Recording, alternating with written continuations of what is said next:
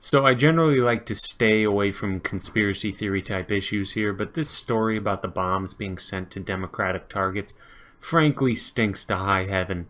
Take Barack Obama and Hillary Clinton, for example. These are two non-players right now. Neither of them are running for anything, and not much would have been gained from a successful bombing. Or a failed bombing, which is what happened with all of these bombs.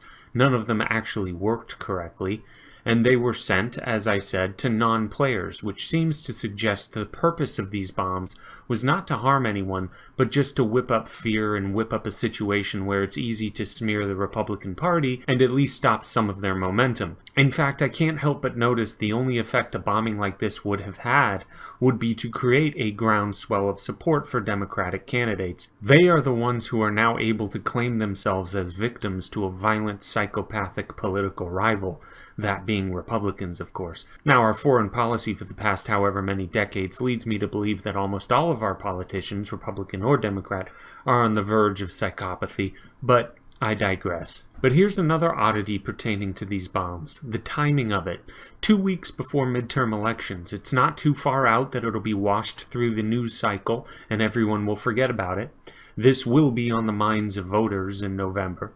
But it's not too close to the election where people don't have time to think or they already sent in an absentee ballot.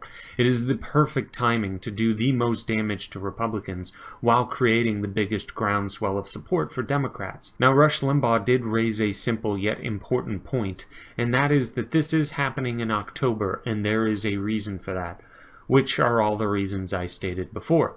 These bombs came at the absolute pristine perfect time to deliver maximum damage to the Republican Party.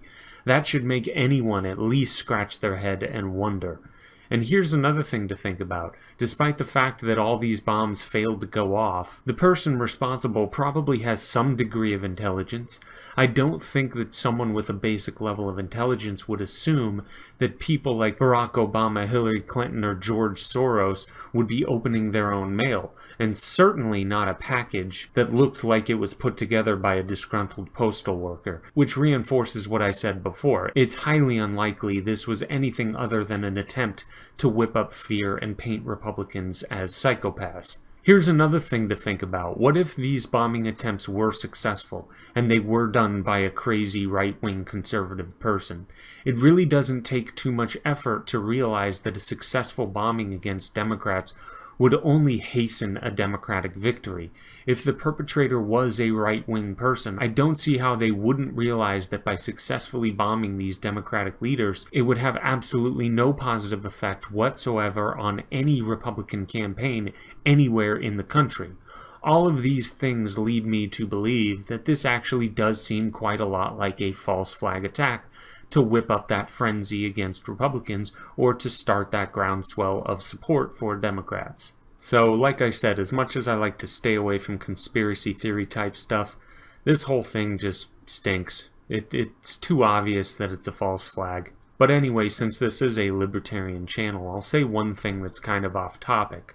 I'd like to get to a point where politicians are such non-issues, non-players, and such a trivial, unnoticeable part of our lives that no one cares about them in the first place, and even a psychopath would have no reason to send a bomb to any one of them. But yeah, that's just a pipe dream for now. But that's all. Like and subscribe if you want to like and subscribe. See ya.